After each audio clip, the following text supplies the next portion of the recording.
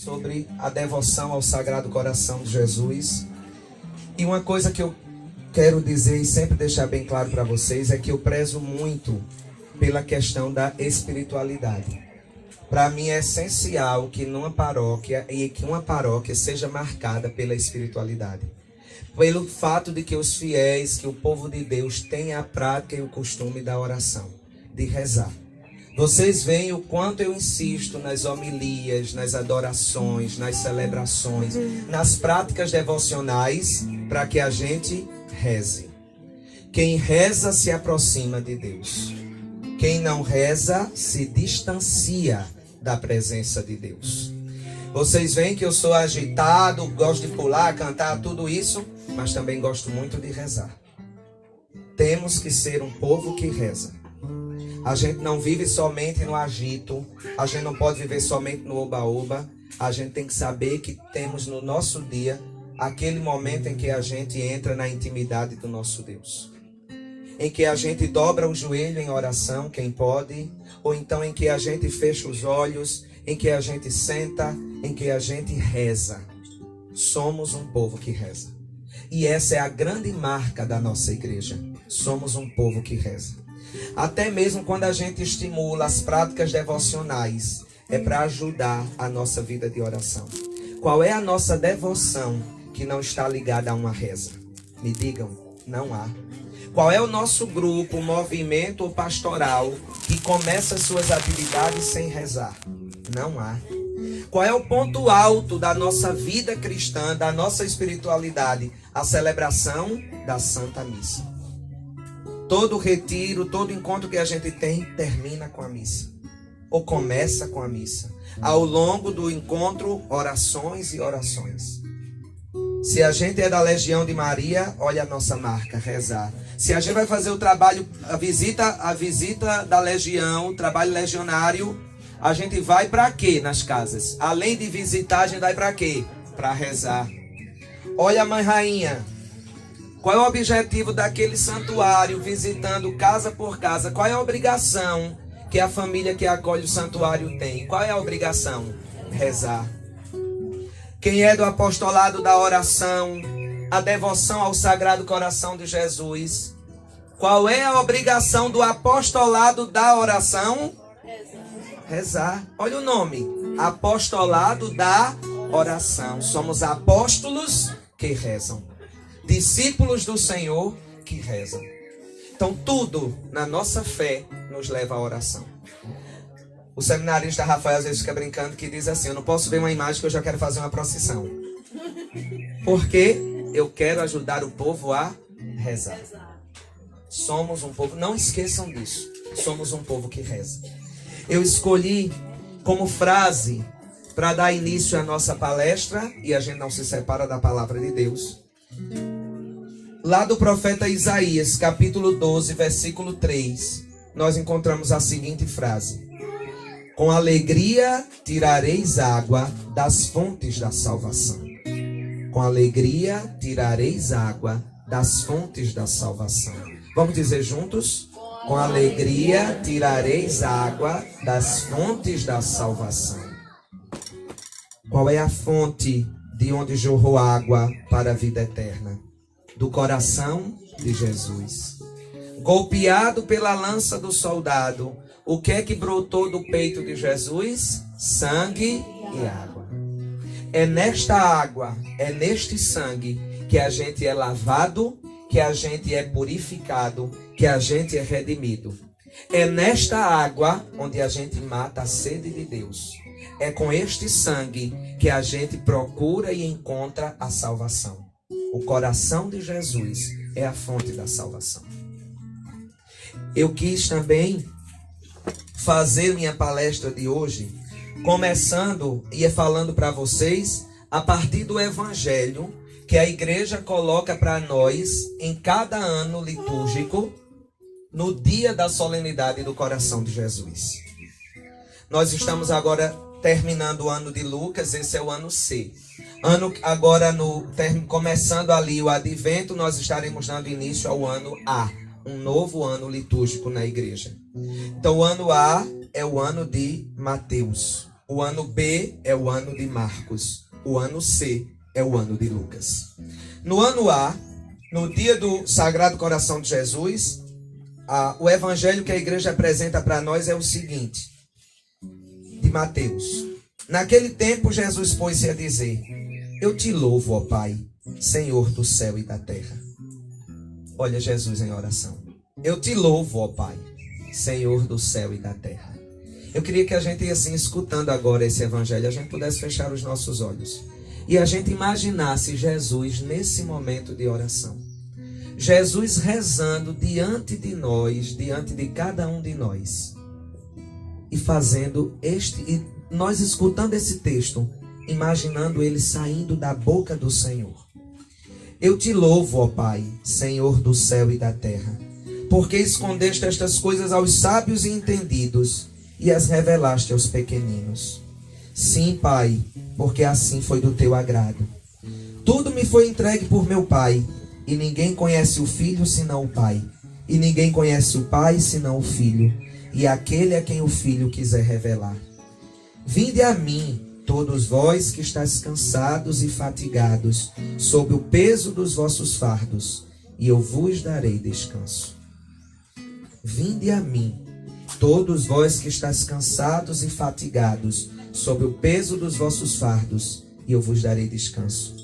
Tomai sobre vós o meu jugo, e aprendei de mim, porque sou manso e humilde de coração, e vós encontrareis descanso, pois o meu jugo é suave, e o meu fardo é leve. Podemos abrir os olhos. Imagina Jesus dizendo tudo isso a cada um de nós. Que evangelho bonito. Jesus, em oração, vai dizer: eu te louvo, ó Pai, Senhor do céu e da terra, porque escondeste essas coisas aos sábios e inteligentes, aos sábios e entendidos que pensam que não precisam de vós, mas revelaste tudo isso aos pequeninos. Louvado seja Deus, porque nós somos esses pequeninos. O Senhor revelou tudo isso a nós. A gente não tem dificuldade de ter devoção com o coração de Jesus.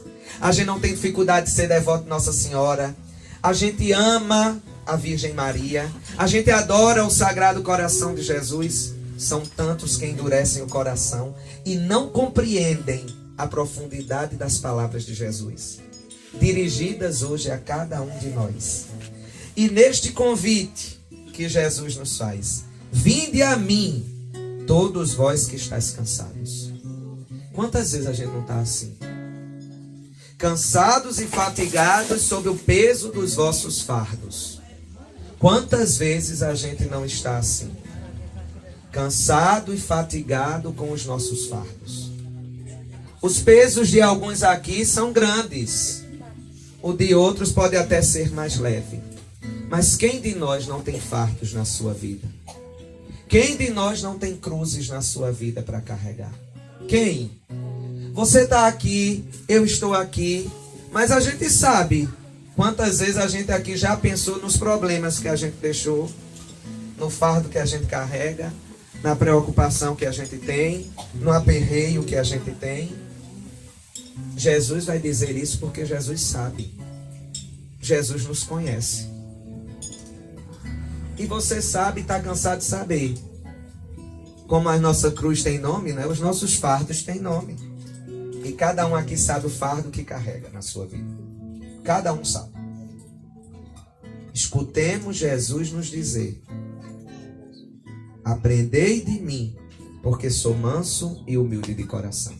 E a gente precisa aprender isso, viu? A gente às vezes nem é manso e muito menos humilde. Por isso, lembrem, a palavra de Deus não é só para a gente ler. A palavra de Deus não é só para a gente escutar. A palavra de Deus tem que ser para a gente aplicar a nossa vida. Quando Jesus nos diz: aprendei de mim, Ele está nos ensinando que a gente tem que aprender dele. Aprendei de mim, sou manso e humilde de coração. Seja também.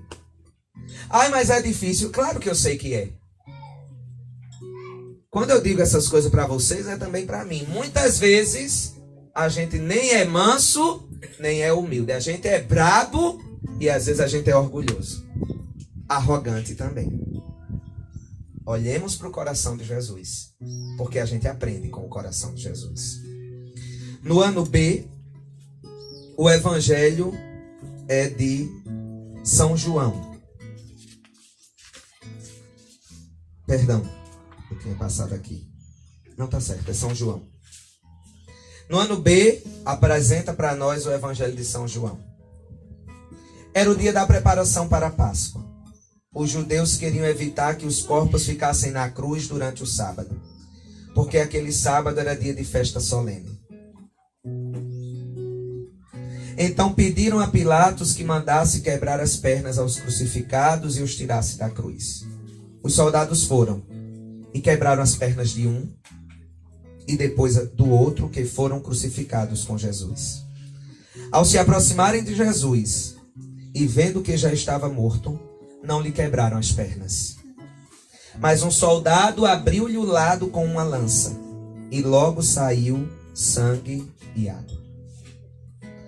Aquele que viu dá testemunho, e seu testemunho é verdadeiro, e ele sabe que fala a verdade, para que vós também acrediteis.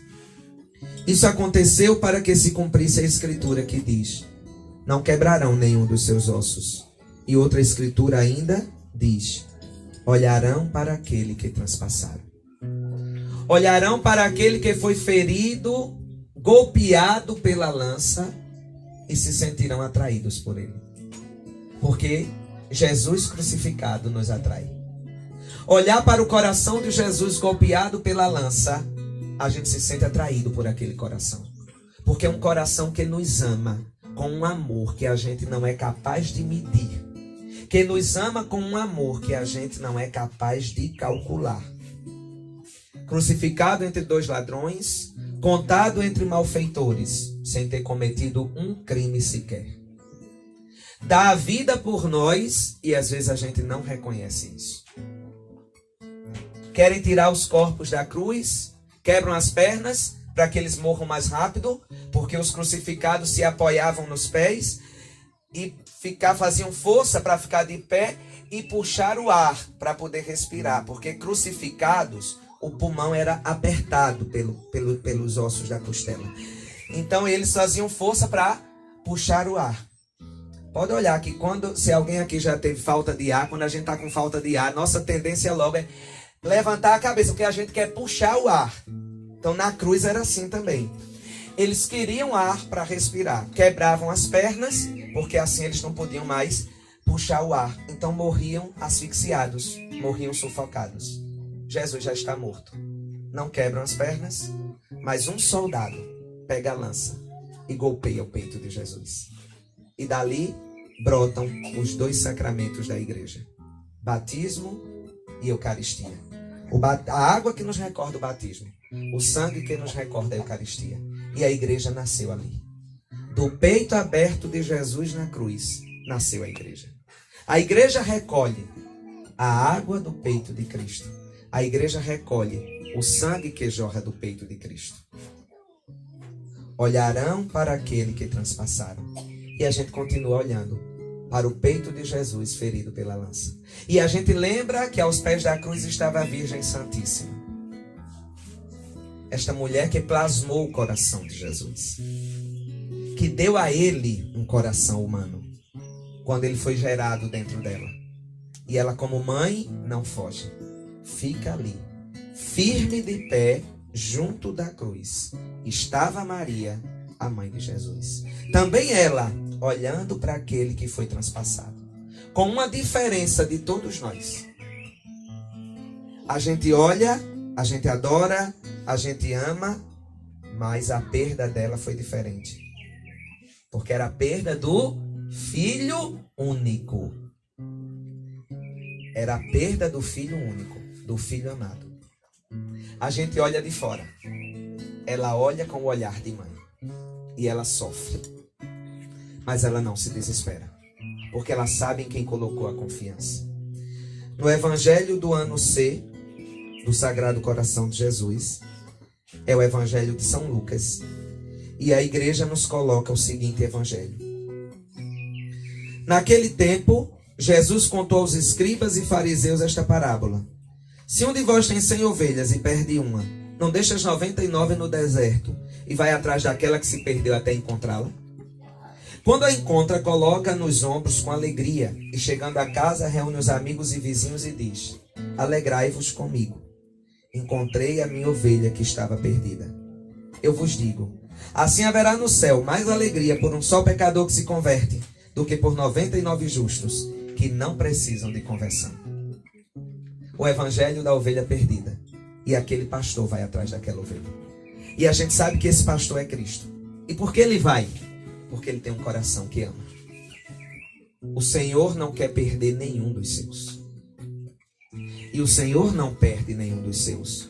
O Senhor vai atrás, o Senhor procura, o Senhor chama. Se perde aquela ovelha que quer se perder. Se desgarra aquela ovelha que não quer se sentir amada e acolhida nos braços de Jesus, o bom pastor. Alegrai-vos comigo, encontrei a minha ovelha que estava perdida. Se em algum momento a gente também se sentir um pouco perdido, e às vezes a gente se sente um pouco perdido, viu? Diante de tantas coisas, provações, dificuldades que a gente enfrenta na vida, se em algum momento a gente também se sentir assim, a gente deve lembrar do coração de Jesus. A gente deve lembrar que Jesus nos quer com Ele, que Jesus nos quer ao seu lado, que o Senhor não nos deixa e não nos abandona. Assim, meus irmãos e irmãs, podemos dizer que a Eucaristia, a Santíssima Virgem Maria, o sacerdócio, são dons do coração amado de Jesus. A Eucaristia que Ele deixou como dom inefável do seu amor, para nos alimentar, para nos fortalecer, para fazer com que a gente siga em frente na nossa caminhada. A gente só dá o que a gente tem, a gente só pode dar Jesus se a gente se encher de Jesus, se a gente se alimentar de Jesus. E a gente deve ter fome de Jesus para se encher dele. Deixou para nós a Santíssima Virgem Maria, nossa mãe, a quem nós amamos e temos um carinho grande, muito grande. Quem está de fora não compreende,